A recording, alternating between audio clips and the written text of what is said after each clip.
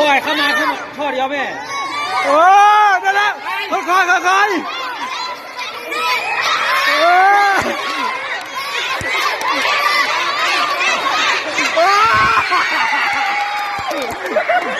พอแล้วจะมาแล้ว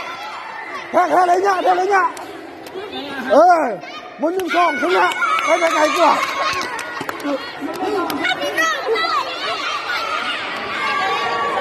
มุน1 2ไปได้ไกลกว่าที่ว่าเขาชนะ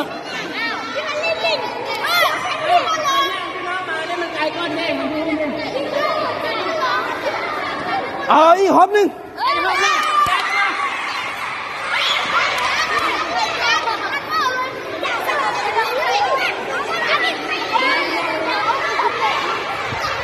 ไปเอาทิชชู่มาซับไป